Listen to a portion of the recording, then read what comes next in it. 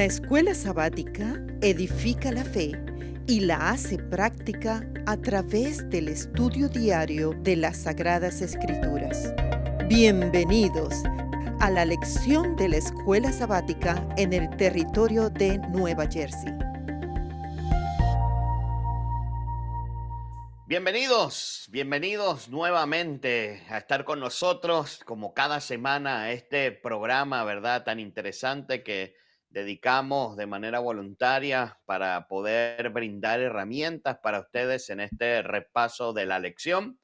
Y le damos la bienvenida. Gracias por tomar el tiempo de verdad de poder compartir con nosotros, de poder tener la oportunidad de tomar un tiempo para poder escucharnos, recordar, aprender y quizás tomar una o dos ideas para el repaso de la lección del sábado. Y esta lección específicamente que va a ser para el sábado 25 de mayo del 2024, Luz desde el Santuario. Así que le damos una cordial bienvenida a cada uno de ustedes. Como siempre lo decimos, quien les habla, el pastor Federico Martín, un programa auspiciado por la conferencia de New Jersey. Y bueno, la semana pasada no pude estar yo, pero esta semana ya puedo estar. Y hoy nos acompaña, como siempre, el pastor Daniel y el pastor Albert, que puedan estar bienvenidos a este programa también y poder compartir con nosotros en este tiempo. Y como lo dije, el título de esta semana se llama Luz desde el Santuario. Y como ya lo hemos hablado en cada una de las lecciones, recordemos que estas lecciones están basadas en el conflicto de los siglos y específicamente estaremos hablando del capítulo 22 al 24 y el capítulo 28. Pastor Daniel, bienvenido. ¿Cómo nos puede introducir la lección de esta semana? Como un desafío muy grande, pastor. Saludos, pastor Albert, saludos, pastor Federico, y saludos a todos los que nos escuchan y nos siguen a través de nuestras plataformas.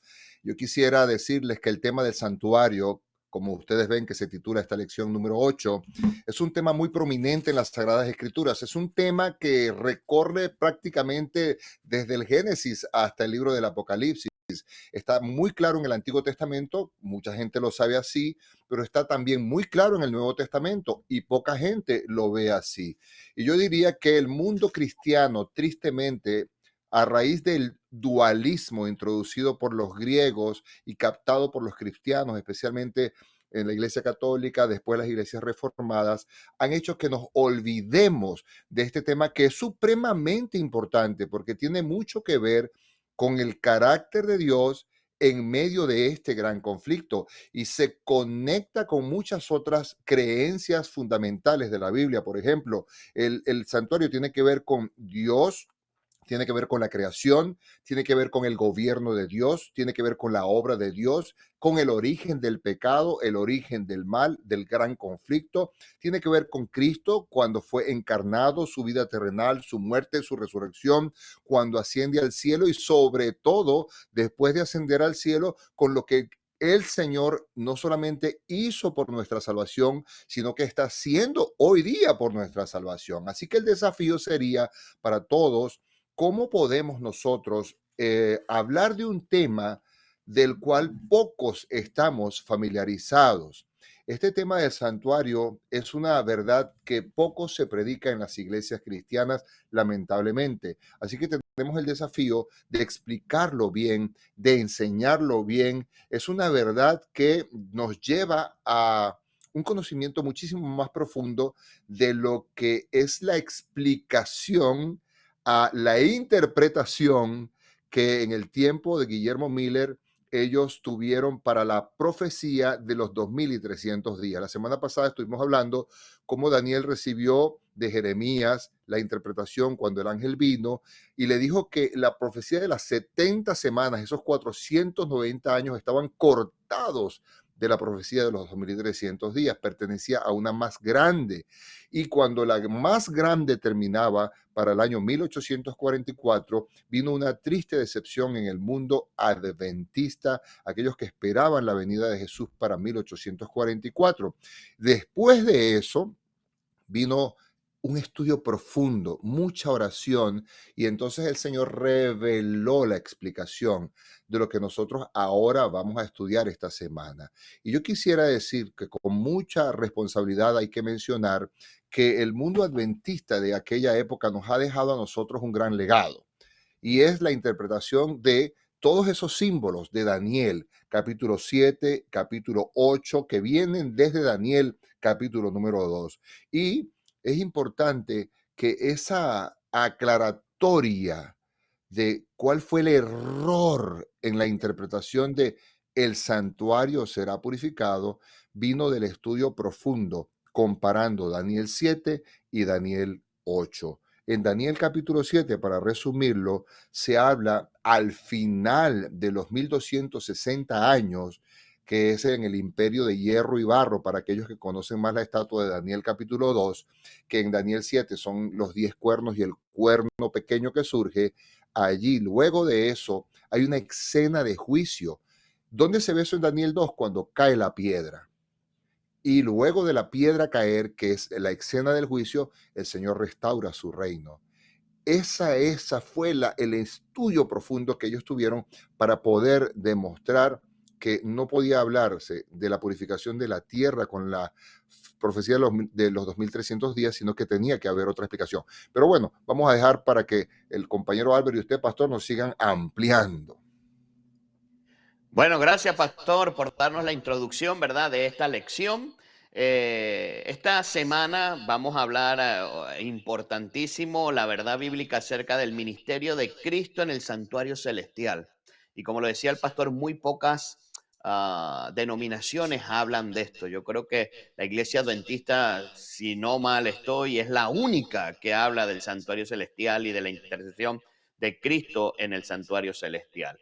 Pero bueno, nuestro versículo se encuentra allí en Hebreos capítulo 8, versos 1 al 2, que dice: lo principal de lo que venimos diciendo, que tenemos un sumo sacerdote que se sentó a la diestra del trono de la majestad en el cielo y es ministro del santuario, de aquel verdadero santuario que levantó el Señor y no del hombre. Ahora, Pastor Albert, bienvenido también, gracias por estar con nosotros.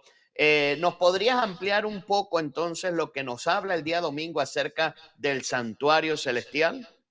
Claro que sí, pastor. Muchas gracias. Tenemos que primeramente trasladarnos nuestra mente para poder hablar de un santuario celestial. Tenemos que hablar del terrenal, que ese fue el visible, el que estuvo presente entre los hombres. Porque nosotros definitivamente costaría hablar de un celestial sin poder tener evidencias de un terrenal. Y ese terrenal nosotros nos trasladamos básicamente al tiempo de Moisés, el tiempo de los israelitas en el proceso de la peregrinación. Una de las órdenes para la nación, para Moisés: me harán un santuario.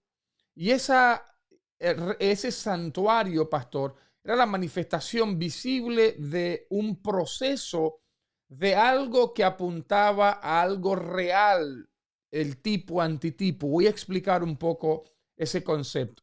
Nosotros tenemos que entender que Hebreos capítulo 8 específicamente nos habla o nos da evidencias referentes en cuanto a la existencia de un proceso de santuario celestial.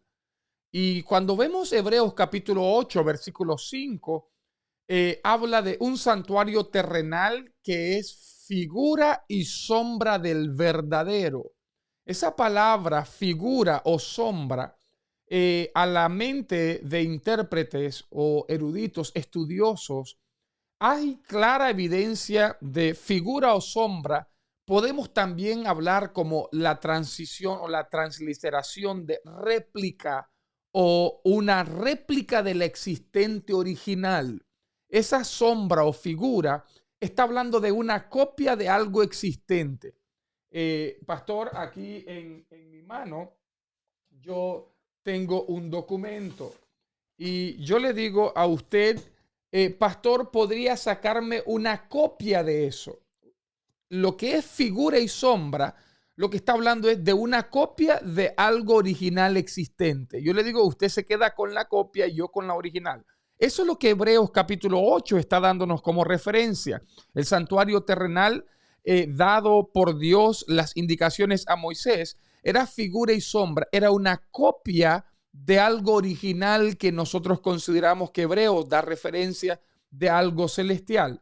La segunda evidencia que nosotros vemos, Hebreos capítulo 8, versículo 2, da evidencia clara de un santuario celestial que es erigido por Dios mismo. En otras palabras, el terrenal, Dios da la orden, pero es Moisés con el pueblo que levantan esa figura o sombra de un santuario terrenal entre el pueblo de Dios. Pero dice Hebreos 8 que el celestial es erigido por Dios. En otras palabras, es bueno que nosotros sepamos identificar que el terrenal es una figura o sombra, una copia de algo original. Teniendo desde esto, pastor, nosotros podemos entender entonces que el terrenal es un tipo o modelo de algo original celestial, que es el verdadero santuario, y ese al cual señalaba el santuario terrenal. Por eso nosotros podemos decir, pastor, que con la muerte y la intercesión de Cristo, el servicio típico o lo que ocurría perdió su importancia, porque ya Cristo, todo lo terrenal era el apunte al ministerio de Cristo, al terrenal, el cual en su muerte se consume toda esa obra. Por eso ya creemos bíblicamente que ya no hay para nosotros el requisito de seguir practicando los sacrificios, porque el apunte de Cristo se cumple eso. Y a través de eso podemos entender claramente que siguen habiendo funciones celestiales y por eso claramente tenemos la evidencia de un santuario celestial. Y quisiera leer simplemente una cita del Conflicto de los Siglos, página 412, dice: cuando terminaron los 2300 días que hablamos la semana anterior, en 1844, según lo que vemos, hacía muchos siglos que no había santuario en la tierra. De manera que la profecía, hasta 2300 tardes y mañanas, entonces el santuario será purificado, se refiere indudablemente al santuario que está en el cielo.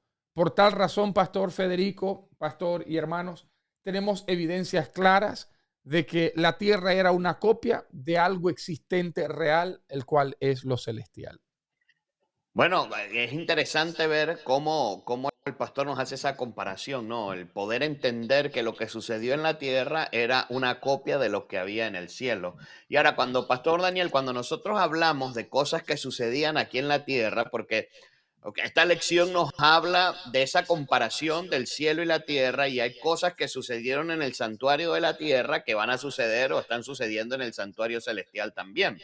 Entonces, específicamente se nos habla del lugar santísimo, el día lunes nos habla del lugar santísimo y nos habla también de esa celebración tan importante como era el Yom Kippur, ¿no? Entonces, pastor, ¿no le pudiera hablar quizás a una persona que no tenía conocimiento o no tiene conocimiento del santuario, lo que sucedía en el lugar santísimo? ¿Qué es lo que sucedía en ese momento? Porque eso nos va a ayudar como introducción a ver después lo que sucede en un tiempo profético en el santuario celestial. Sí, pastor, claro que sí. Vamos a tratar de resumirlo lo mejor posible. Recuerden ustedes que todo pecador traía su ofrenda, su corderito y era sacrificado y el pecador quedaba perdonado. Pero ¿qué pasaba después de eso? Eso ocurría a diario. La sangre de ese corderito era llevada al santuario.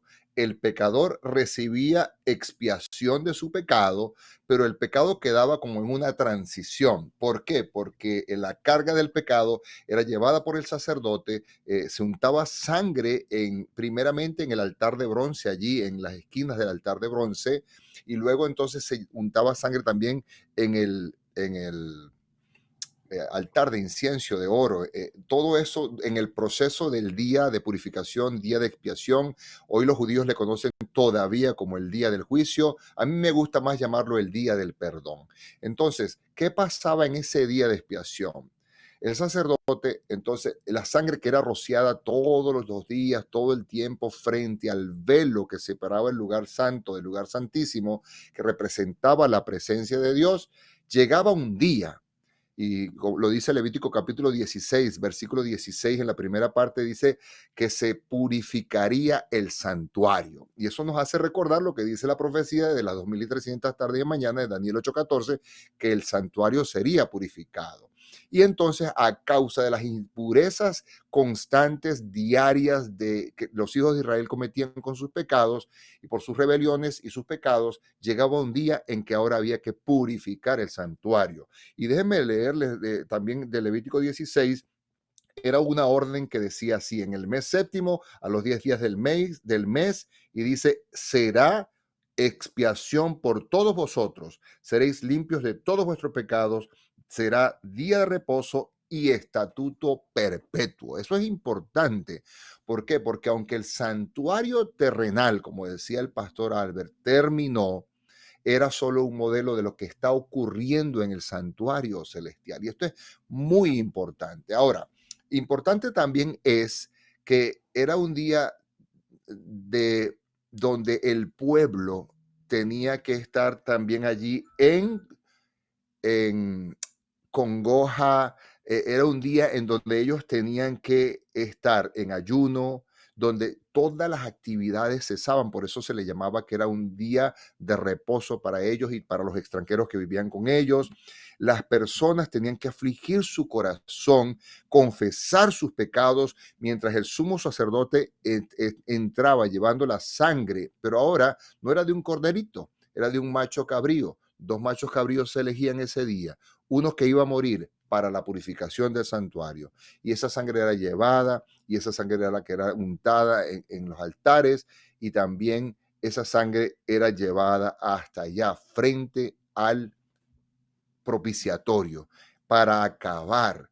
Luego de expiar ese día, se expiaba los pecados de todo el pueblo, se expiaba y se purificaba el santuario, y esa sangre que era transferida al santuario, entonces ahora la culpa, y esto es bien interesante, era llevada a otro macho cabrío que había sido seleccionado, y a ese macho cabrío se le transferían los pecados de todo el pueblo, los pecados del santuario. Eso está en Levítico 16 todo, y ese macho cabrío era exiliado, era dejado en el desierto, aislado, llevando todas las iniquidades a una tierra inhabitada. ¿Qué representa ese macho cabrío llevado por allá al destierro, al aislamiento, a la soledad? Que quien tiene la culpa de todos los pecados y va a cargar con la culpa del pecado no es realmente Dios. Él perdona nuestros pecados, pero el culpable del pecado es el diablo. Y ustedes ven allí una escena que ocurrirá en el milenio, cuando el diablo quedará solo, aislado, y llevará la culpa de todos nuestros pecados. Ahora, quiero enfatizar para terminar, pastor, que quedaban finalmente ellos en ese día de expiación libres, purificados, ellos, el santuario y todo lo que representaba a los mismos sacerdotes. Pero nosotros hoy, que estamos en ese tiempo, y vamos a hablar un poco más de eso adelante, debemos tener la misma actitud. A mí me llama la atención que estamos en tiempo de purificación, estamos en tiempo de acongojar nuestras almas y de hacer pactos con el Señor.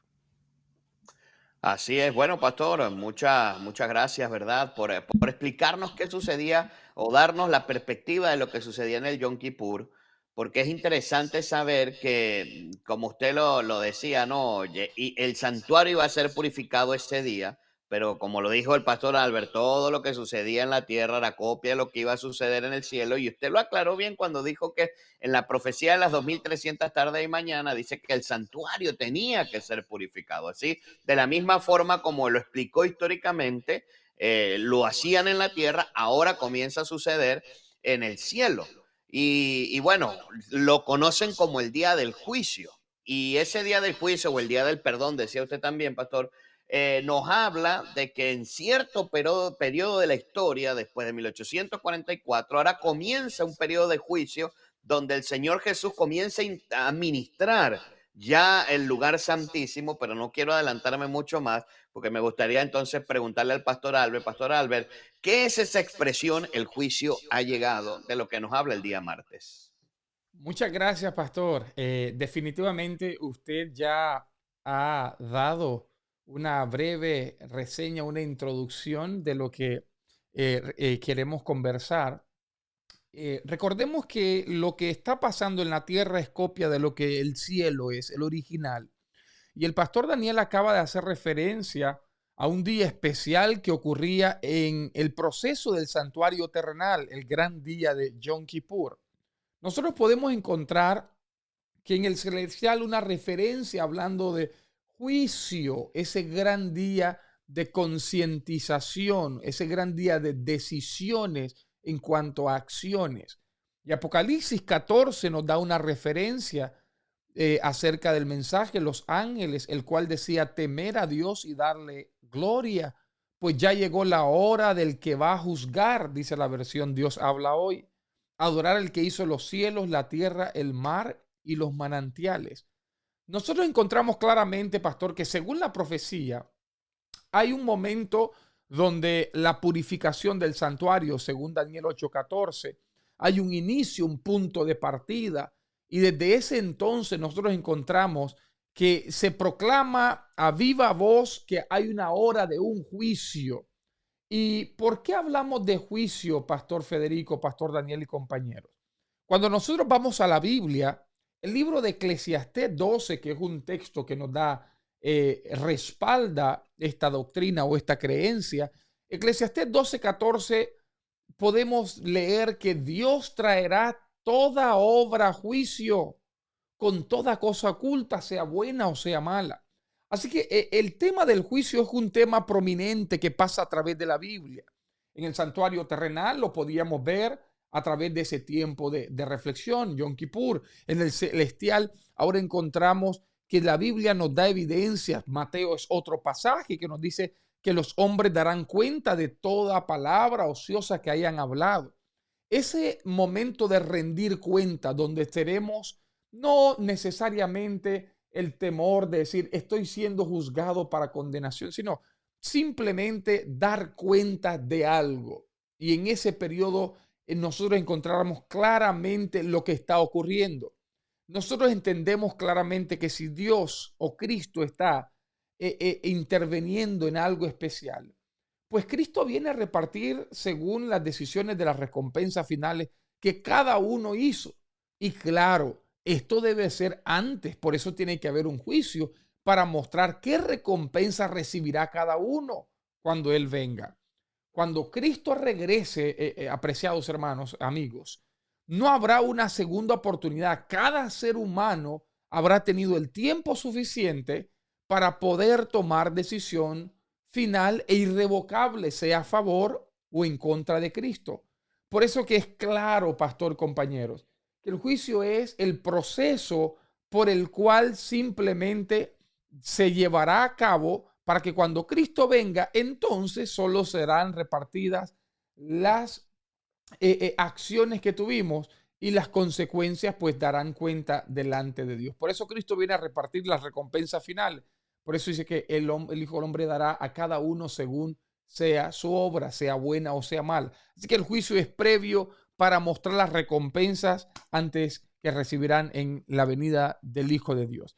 Y hay una cita del conflicto de los siglos, página 481, que dice, cuando haya terminado este examen, hablando de ese proceso, cuando se haya fallado respecto de los que en todos los siglos han profesado ser discípulos de Cristo, entonces, y no antes, habrá terminado el tiempo de gracia y será cerrada la puerta de la misericordia. Así que las palabras, las que están preparados entraron a él, a la boda, y se cerró la puerta, nos conducen a través del misterio final del Salvador hasta el momento que quedará terminada la gran obra de salvación del hombre. Ese tiempo es claro, esta cita nos hace referencia a la existencia de un periodo conocido para nosotros como el periodo del juicio, tiempo oportuno de gracia, donde será traída cada una de nuestras acciones, sea buena o sea mala, y a cada uno será dado su recompensa. Así que es evidente que la Biblia nos habla de un periodo de examinación para todos los seres humanos. Interesante porque cuando uno habla de juicio, no sé si ustedes han tenido que ir a la corte alguna vez por un ticket o algo, ¿no? Cuando uno llega a ese lugar pues genera en uno angustia, genera miedo, genera eso, ¿no? Entonces uno habla en esta lección, habla de juicio y uno quizás puede llegar a pensar y puede llegar a uno a pensar en tener esos sentimientos, ¿no? De temor, de nerviosismo. Pero Pastor Daniel, hay una buena noticia que nos presenta el lugar santísimo, ¿no? Y esa buena noticia no nos debe generar temor, sino más bien nos debe generar esperanza. ¿Y cuál sería esa buena noticia que nos presenta allí el día miércoles?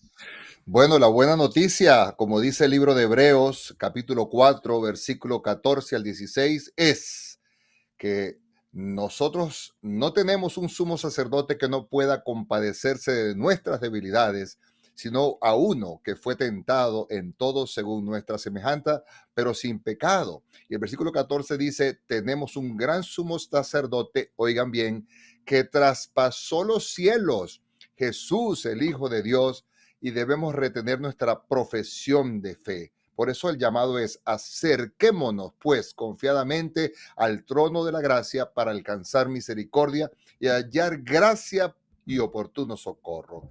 Lo importante de llevar una vida de comunión con Cristo. Noten esto, el sacerdote en el día de expiación primero rociaba, untaba la sangre del macho cabrío que había sido, llevaba la carga de la purificación del día de expiación, y allí en el altar de los holocaustos él untaba la sangre rociada o rociaba la sangre. Allí en el altar de los sacrificios, nosotros hoy día debemos seguir ese mismo camino. Nosotros aceptamos a Cristo como nuestro Salvador. Todos debemos aceptar a Cristo como nuestro Salvador, y su sacrificio expiatorio por cada uno de nosotros nos limpia de todo pecado. Pero luego el sacerdote entraba al lugar santo y untaba allí también la sangre en las esquinas del altar de oro, el del incienso. Y allí eso representa la vida que usted y yo tenemos que llevar. Una vez que hemos aceptado a Cristo, nosotros vamos llevando una vida de santificación, comiendo el pan de la palabra, siendo alumbrados por el Espíritu Santo. Y cuando el sacerdote rociaba la sangre sobre el velo para presentarlo delante del juez que estaba detrás del velo, que ahí estaba la presencia de Dios, nosotros podemos presentarnos felices y gozosos porque Cristo es nuestro abogado, como lo dice la lección de esta semana. Ahora, es importante, y yo quisiera llamar la atención a esto, pastor, respondiendo a su pregunta. Ver a las personas en un juicio da miedo, pero nosotros tenemos que ir con confianza al juicio. ¿Por qué? Porque no solo Cristo es nuestro Salvador que murió por nosotros, sino que Cristo también es nuestro abogado, intercesor. Y quizás esto es importante decirlo. ¿Por qué? Porque cada uno de nosotros va a ser juzgado por qué. ¿Cuál será la norma del juicio? La norma del juicio no es otra sino la ley. ¿Y qué había dentro del lugar santísimo? ¿Qué había? Ahí estaba la ley, dentro del arca. Y la presencia de Dios en la Chiquiná estaba arriba del arca. Pues bueno, yo quiero llamar su atención a que en la tapa, el propiciatorio, esa tapa que está entre la ley que nos acusa o por la que seremos juzgados, la ley que nos libera inclusive, y Dios, ahí está la presencia de Cristo, nuestro Salvador. Como dice 1 de Juan, capítulo 2, versículo 1 y 2, hijitos, yo no quiero que pequen, pero si tiene algún pecado alguno de nosotros, ahí está Cristo intercediendo por nosotros, abogando por nosotros. Oye, el saber que tenemos a Jesús como nuestro abogado, pues bueno, debe generar esperanza, ¿no? Pero hay algo interesante que decía el pastor Albert en su intervención anterior, ¿no? Claro, una cosa es saber y sentir la felicidad de tener esperanza, pero también porque está Jesús presente, pero también es un día de expiación para nosotros, donde debemos afligir nuestra alma. Es importante eso también. Si yo no hago ese proceso, ahí sí yo voy a comenzar a sentir temor por el juicio, porque no estoy arreglando mis cuentas como tiene que ser. Pero, Pastor Albert, ya para terminar, el hecho de que Jesús sea nuestro abogado en el juicio, que lo habla específicamente el día jueves. ¿Cómo es esa intersección de Jesús, pues, por nosotros como abogado en este juicio que estamos pasando? Muy bien, pastor. Llegando a la conclusión de nuestra lección, nosotros tenemos claros que la intercesión de Cristo en beneficio del hombre en el santuario es esencial para el plan de salvación. Y por eso nosotros lo encontramos a través de su muerte, a través de la aceptación de Cristo. Él se convierte en nuestro sustituto, el que pagó nuestra condena. Pero además de ser nuestro sustituto, pastor, se convierte en nuestro abogado, el que nos representa. Qué lindo, pastor, vea qué interesante.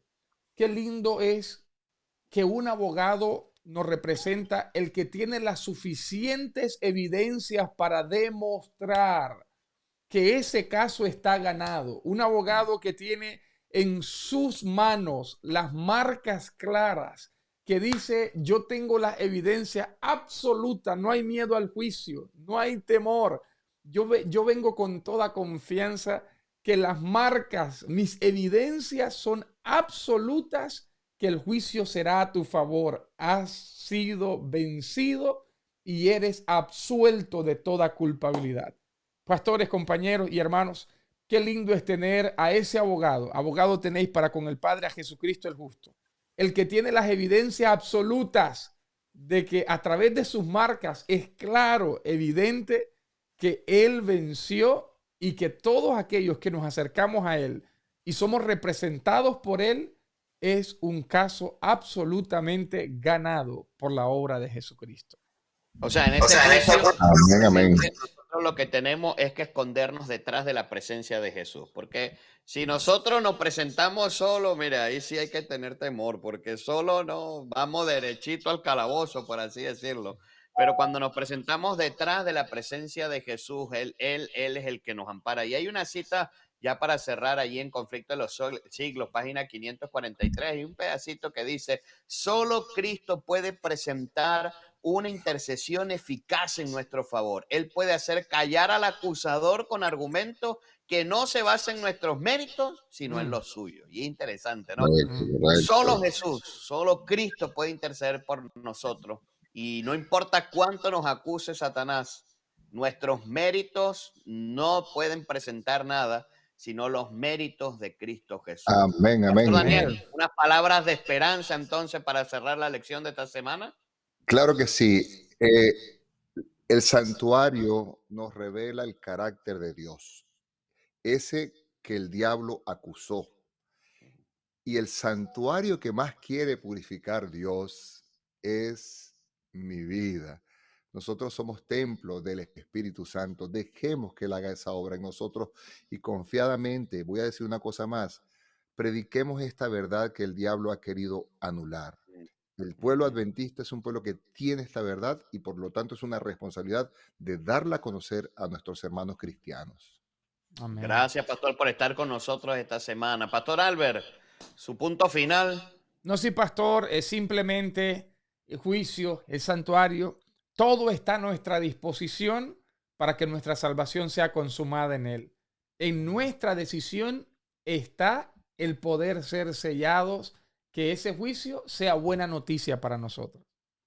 Gracias, pastores, por estar con nosotros. Y tú, querido amigo, descansa en Cristo Jesús. Es el único que te puede dar esperanza. Reflexiona en tu vida espiritual, acércate a Él. Y si en este momento te sientes salvo, como decía el pastor, comparte esa esperanza también a otro que también lo necesita. Gracias por estar con nosotros y los invitamos la semana que viene para poder seguir estudiando esta maravillosa lección. Que Dios te bendiga en el lugar donde esté y nuestros mayores deseos y oraciones por cada uno de ustedes.